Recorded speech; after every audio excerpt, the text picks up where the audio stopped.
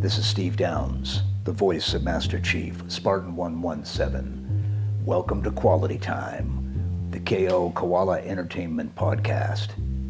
Anthony and Skylar will take it from here. Master Chief, out.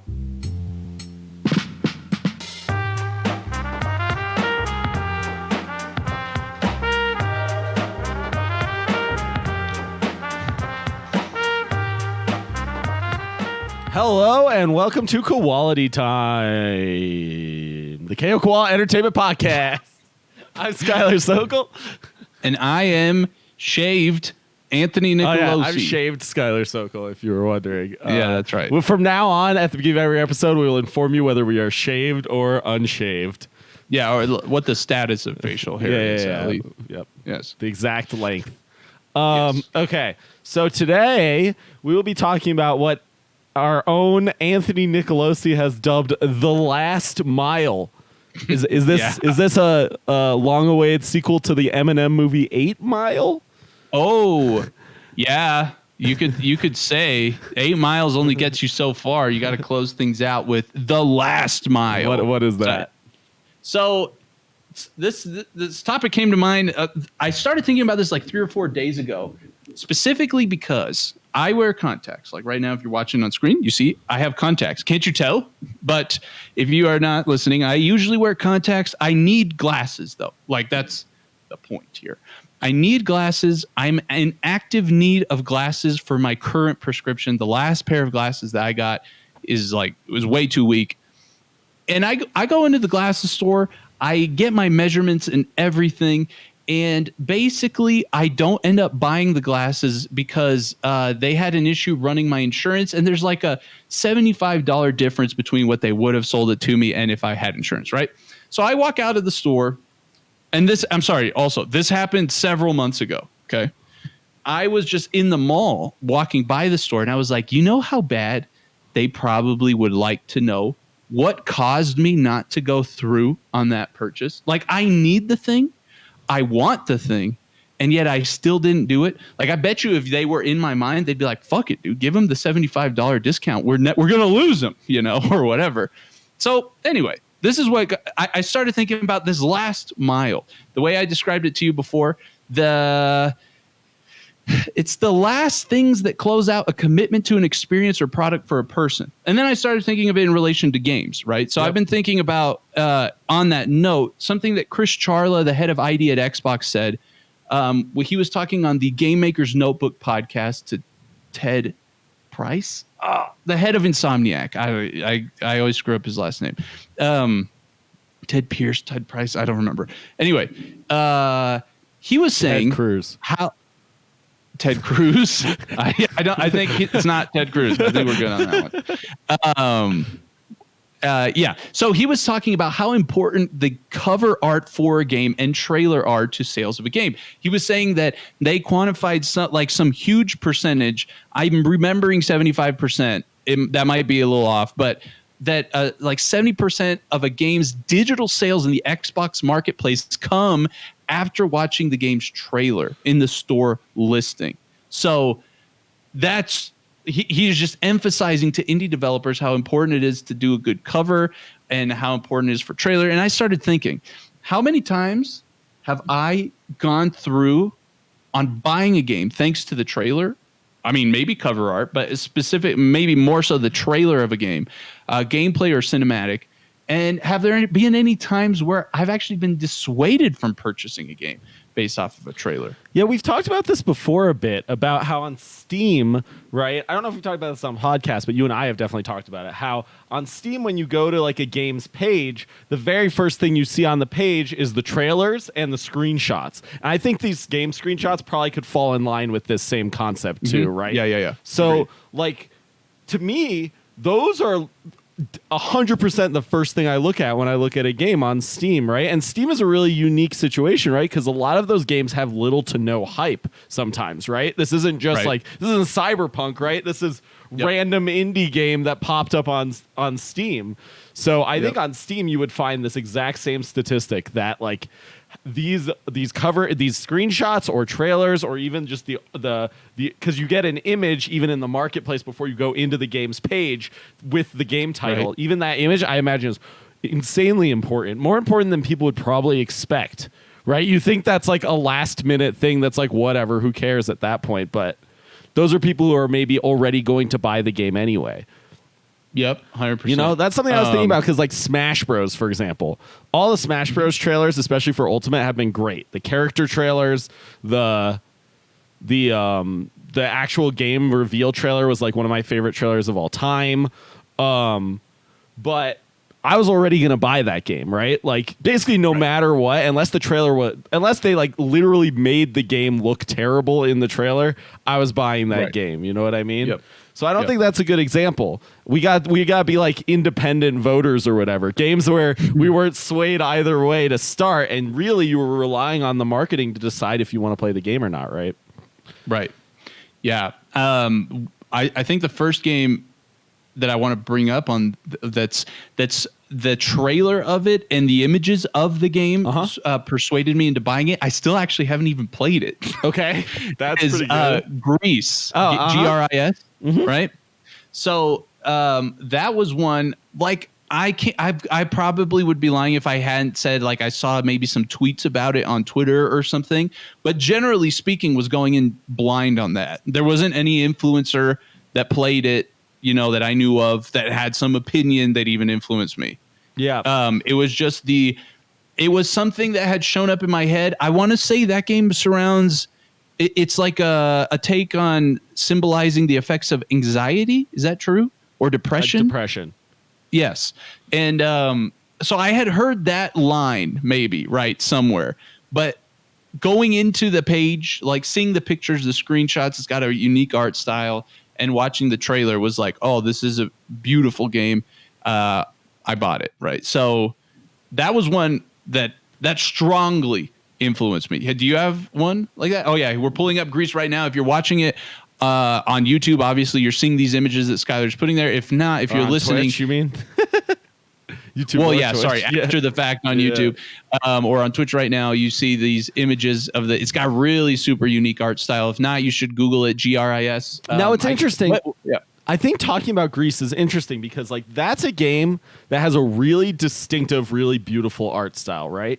And so I think that's a really obvious choice for a game where these kinds of images could really compel someone to buy the game, right?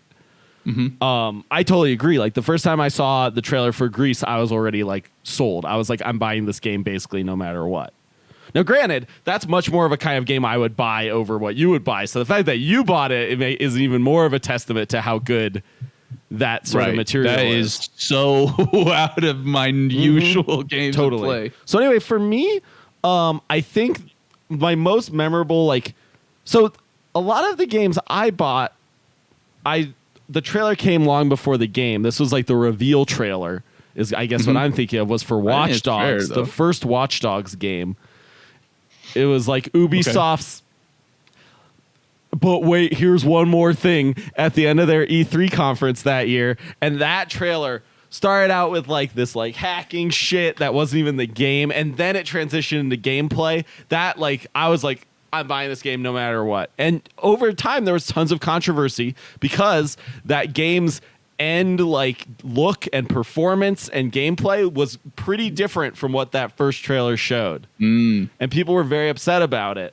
But for me, I didn't care. But anyway, what that really tells me, though, for me, gameplay in trailers is really important for me to get the last mile on a game, right? Like, is very unlikely I will purchase a game with no gameplay if I haven't seen the without gameplay. having seen. Like, can let's you say think like of a Stray. game that happened? So like Stray, for Okay. example, is a good example of a game I'm super hyped for, and all I've seen is the cinematic trailer that showed, right? Stray, a game where you play as a stray cat. It was in the PS5 reveal showcase. But if the gameplay comes out and that game's like a point and click game, for example, there's no way I will not buy it. Right. Like, guaranteed. There's no chance I buy it. So like, even for that game, I need gameplay to see it. So for me, the gameplay element of the trailer is so important for that last mile. I feel like that's the same for a lot of people because people always complain when trailers don't have gameplay in them. Yeah, well, we're talking gameplay trailers. persuading you one way or the other. I'll actually talk about a game that came out last year. Huge game that came out last year. That the gameplay trailer actually actively dissuaded me from wanting to play it after seeing previous marketing material for it. You know what it was? Not Cyberpunk. What was it? Call of Duty Cold War. Ah, interesting. So when Cold War was first pitched and when the first like marketing material came out, I was like, ooh, cool. Maybe this is going to be like a more stealth-like espionage laced take on Call of Duty. The campaign might be, from what I understand, there are some elements of that in the campaign. I watched a review, but generally speaking, talking specifically about this topic, when they released the gameplay trailer for it, I was like, oh, nope, this is just more Call of Duty. This looks just like all of the other Call of Duties, and I didn't buy it. Fair enough. So that's like the same thing. Like I obviously Call of Duty. Basically, that means they hooked you on the hype, right? They got you on the hook, the like cinematic part, and then they lost you in the last mile when they showed the gameplay. And I think these big studios are really good at that. Really good at hooking people, right? These AAA games. That's true. Their marketing material is always fucking amazing. Like the marketing trailer, the cinematic trailer for Far Cry 5, for example. Like that was really good when they showed that, and that game's not out yet. But I've never played a Far Cry game, and they always have good cinematics. But I never buy those games at the end, right? So many games have amazing cinematic trailers, and then are such a letdown in the last mile. But I think for a lot of gamers, they maybe don't go as deep as we do. They're not doing as much digging, so they end up buying those games anyway, and sometimes being pretty disappointed. I mean, I know talking to some people on Instagram that they felt this way about Cyberpunk because they play down the base consoles. Oh my! So like, you saw how it was pitched, and then they played it, and they're like, "The fuck is this?" You know, like totally. So, yeah, totally understand. I mean, yeah, I also think too, like if it wouldn't have been the last, but like if effectively that Halo Infinite campaign demo was like the last mile. Like gameplay trailer, man, after the hype of the previous two trailers, I mean, there was a huge sentiment in parts of the community of like, what was that? Right, like if that came out and that was the gameplay trailer before launch, and that was like, here's the gameplay. Right. You're like, what the fuck? Yeah, I'm not buying that. Yeah, I mean, honestly, that's actually a great example for me because like you built up a lot of hype in me for the Halo Infinite, especially with the cinematic trailers and all of that. And then I saw that gameplay trailer and I was like, out. I was like, no way am I playing this game. This looks so bad. Yeah, nope, it's good. Very happy they delayed it. We'll see what next time we see something. But it's true. I hadn't thought about that point that the AAA studios always do such a good job. I mean, they have the money, right? The big publishers got the money to spend on that marketing push. Can you think of the last time that a AAA studio's hype delivered? Is Cyberpunk? For me, Cyberpunk is, but I think with what happened with the console backlash, I don't know if you can say that it delivered like overall. Right. I mean, like God of War is probably an example of a game that actually delivered. Last of Us 2, people were pretty happy with. Honestly, it's the Sony titles that are delivering on that hype. I mean, games deliver, and then like the Xbox titles or like PC stuff usually deliver on the multiplayer, those kinds of games. But I don't know, like, yeah, from a AAA perspective, it's probably these Sony titles. Okay. That deliver. I mean, there are PC games that deliver on hype for me all the time, but I'm hype in like the indie world. And like when the indie world is hype about a game, usually you already know the gameplay is good because people in the indie world don't get hype for games without like knowing that the gameplay is going to be good. Yeah, the indie space is really different in that regard. I feel like you see, and makes sense, you see a lot more gameplay than you see cinematic stuff. Mostly because you need a huge budget to make cinematic stuff. Gameplay, you just record your game and you're like, here's my game. Yep. No, 100%. One game that I'll say actually completely closed me on the last mile, like only the last mile. And again, when I'm saying this last mile, even more specifically in this case, the last mile being at the page to purchase your game, you know, like, this is it. Like, I'm going to get this thing or not. Oh shit. I have another story after this one, but anyway, the one I'm talking about right now, I had no previous knowledge of. Just completely stumbled upon from a store listing, was Ori and the Blind Forest, the first one. And I stumbled upon that similar to Gris. I was like blown away by the visual art style game. Yeah. And I pressed play. The music was there, the Ori music. And yeah, between the aesthetics and the music, I was sold. I was like, fuck, this game looks awesome. Again, not a game I usually play, like the Metroidvania or whatever. Yep. So I have to tell you, a game that it's almost a whole console that lost me in the last mile. So I was hyped for God of War for PS4, and I even had a PS4 in my cart with the game. Okay. I didn't buy it from Amazon because I realized I had to use the PlayStation controller. I thought about it. I seriously was like, I obviously had some amount of it's like $450 for this thing, really worth it. Like there's an element of that of to course. there, but maybe, to some extent, maybe the bigger the number, the more you have of that kind of thought. But then I thought of oh, fuck, that's true. I have to use that controller. And I thought about that controller. I'm like, it closed the deal for me. Sure. I was just like, all right, I'm out. Right. Yeah, it's interesting. Like, how often do people plan to buy a game and then decide not to in the last mile? From those statistics that the guy gave, it seems like often. Right? Yeah, I think the thing that was more interesting to me, based off of the statistics that Chris Charlotte put there, was just you have this perception. I think especially in our bubble of the social gaming space, we follow the big streamers. We have a lot of friends who game and blah blah blah. They are really involved with the current game space. There are so many people who play especially these AAA games who don't even know what Twitter, they don't even use Twitter. Right. They don't even, I'm always so surprised about all the people who message us on Instagram. They're like, what's Twitch? I'm like, really? You don't know what Twitch is? When I meet people in person who don't know what Twitch is too, I'm just like, really? Yeah. So I think don't you know some Spanish guy got 2.2 million viewers on that website? I know, that was crazy today. Yeah, no, it's if you think about it in the grand scheme of things, if there's 120 PS4s out in the wild, 120 million, PS4s out in the wild, and a big, huge PlayStation stream gets 1 million views on YouTube, such a pathetic percentage of the install base of that console, It's true. And everybody who has that console has that storefront, and I think both of PlayStation and Xbox in this last generation really upped their game on the putting things up on the home screen, for what games are. Well, maybe this is more out. of a console phenomenon than a PC phenomenon, right? Because PC gamers have been buying games from marketplaces digitally for much longer than console gamers have been, right? So maybe this has already moved away from that being the thing, in a way, right? In a way, the first and last mile of a lot of PC games are the store page for that game, right? Whereas in the console space, there's more marketing, right? Well, yeah, I don't know. I very frequently either see a Polygon article or some website article about a game I've never heard of, and then I go look at it, right?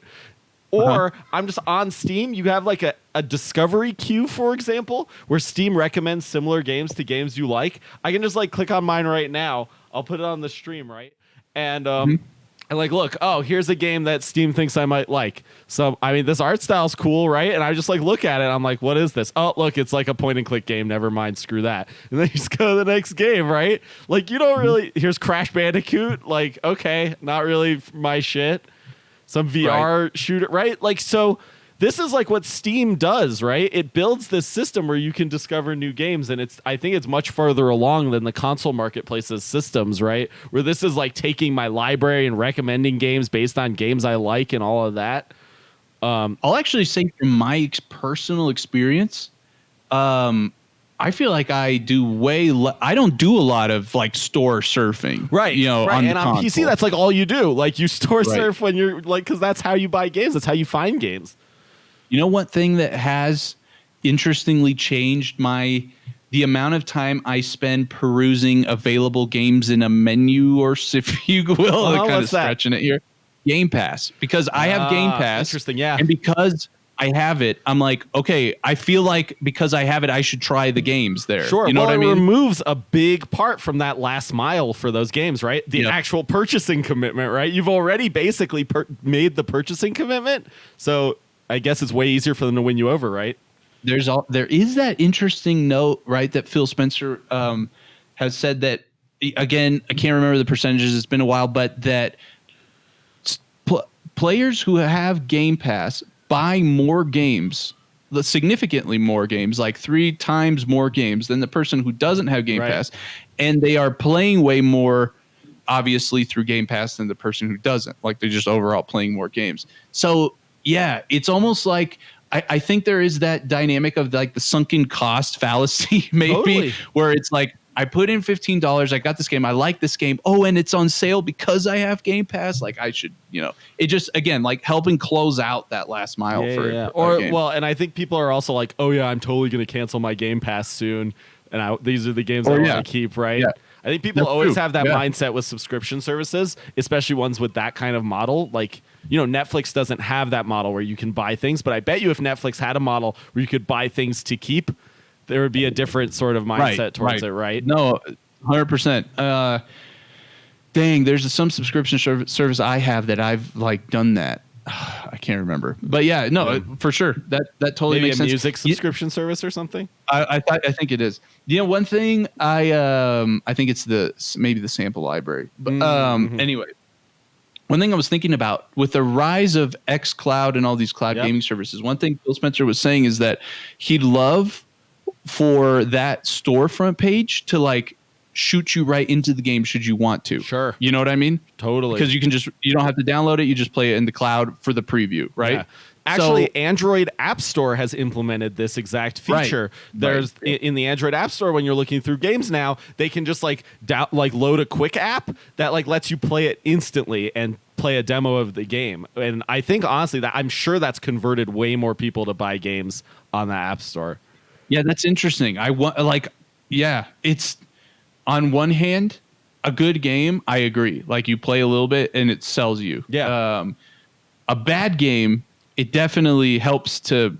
Yeah, but I mean, you and I are in the boat where we don't want bad games to sell well. So right, like, no, it's true. It just as general, like with the saturation of there's more games coming out from indie studios, there's better technology for them to leverage to make those better experiences. I mean, content just continues to get higher and higher in quality, just generally speaking, and the experiences.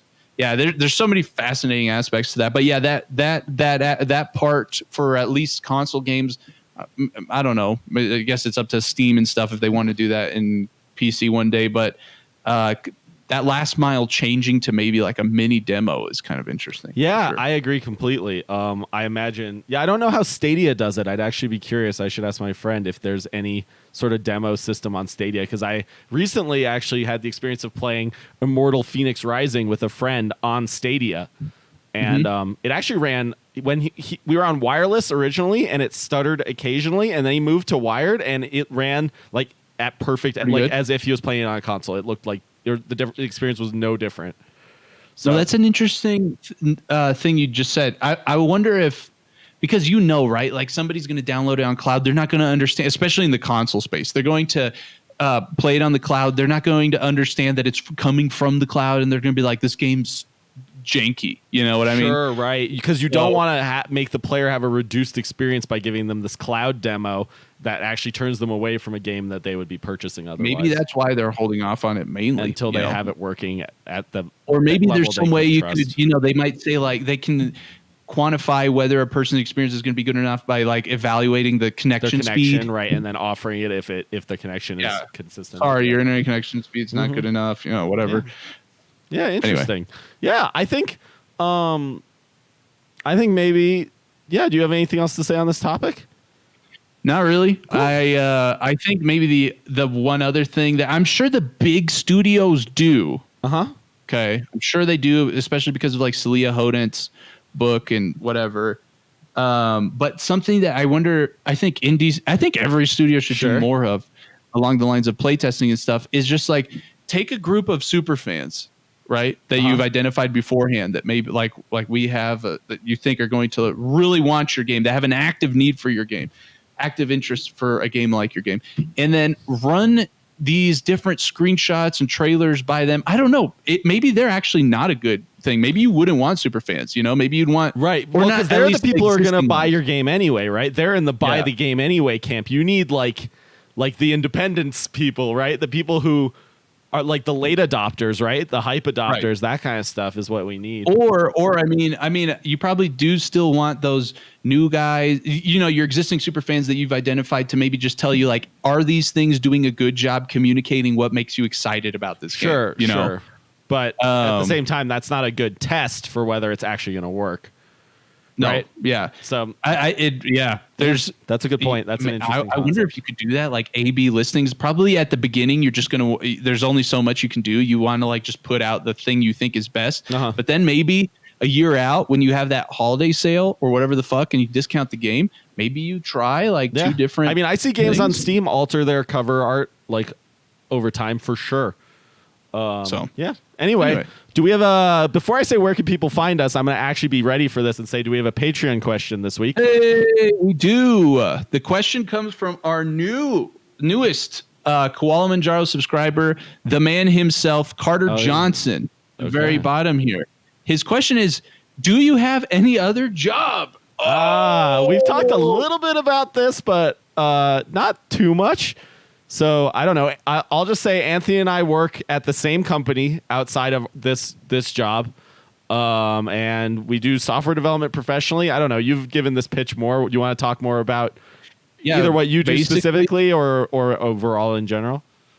Yeah, I would just say we're both full-time software engineers, and we on the side also do KO Koala. So we do our standard 40-ish hours a week.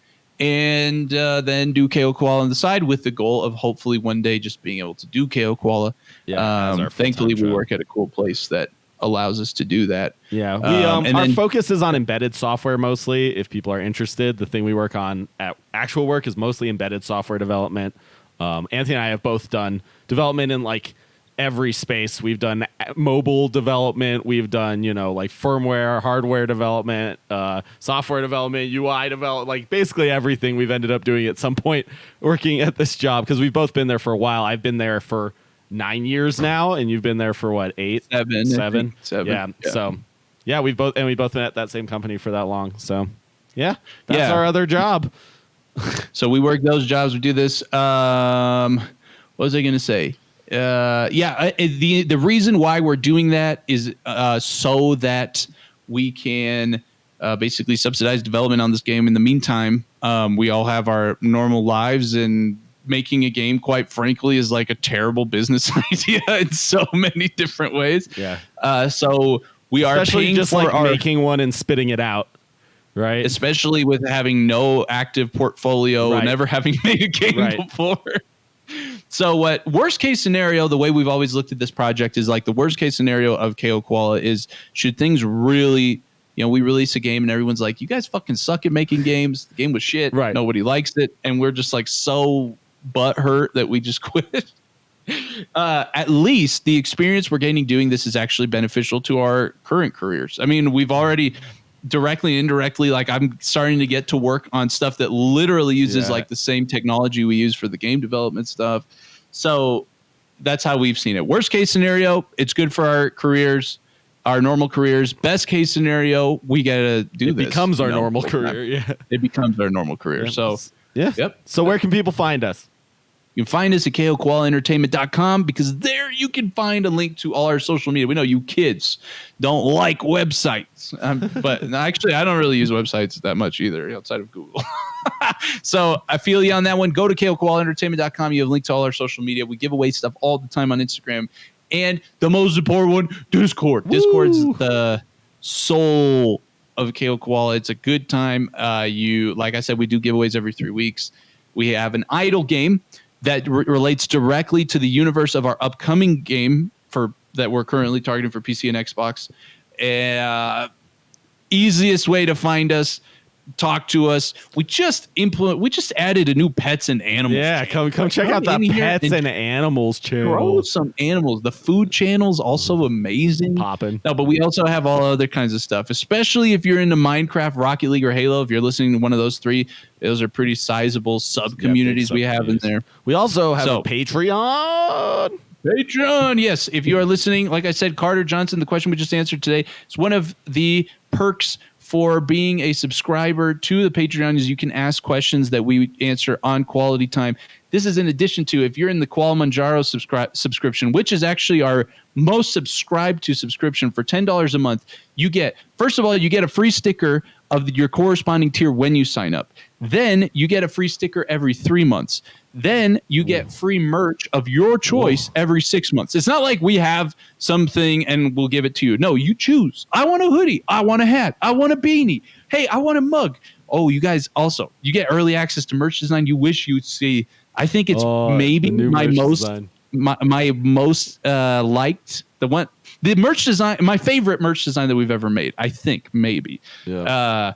You get to see the early access. You also get into the credits of our game after 6 months. The Kilimanjaro guys get into the credits of our game after 6 months. You get the patron game night. There's literally so much fucking stuff. I'm getting tired from telling you. More stuff is going to come in the future too. Like, you'll see maybe opportunities to early access play test the game. Who knows what could come in the future? Yes. All right, definitely as we get closer to the release of the game, there's so much more we want to do around that, of providing value surrounding that. So if you're listening to this, obviously it also extremely helps us run the studio. So you're supporting us a lot by doing it. You can go to our website, or if you follow us on a social media channel, you can just find the link tree wherever you're at, and it has links to all of these places as well. So thank you for our patron subscribers again. You guys are awesome. Thanks for listening. Cool. Thanks for hanging out with us. We'll see you next week / every day for coffee with bramoala. Hey, yep. Let me just finish at that. I'm on every morning. Usually on the weekdays, I'm playing Minecraft. Maybe I'll play some other things on the weekend. Cool. Come hang out. And I'm building my new computer tomorrow, and then I'll probably start streaming more in the evenings. So 10:30 a.m. Eastern is generally the time I go live. So perfect. All right. Thanks for watching. Talk to you guys later. Bye. Bye. Shout out to all our patrons, especially our Kilimanjaro subscribers, Sand Squid, Marcus the OK, I Got Your Potatoes, Carter Johnson, and to our Koalatacular subscribers, thank you guys so much for your unbelievable support. If you'd be interested in supporting us on Patreon, I know you get a ton of stuff with your benefits. You get a free sticker of your corresponding tier when you sign up. You get a free sticker every 3 months if you're in Koalatacular Kilimanjaro, and you get free merch every 6 months if you're in Kilimanjaro, and alongside patron game night, behind the scenes content access, music content, all kinds of stuff. It's easy to sign up. There's a link in our bio for the Patreon. Again, it helps our studio so much if you sign up. Thank you again.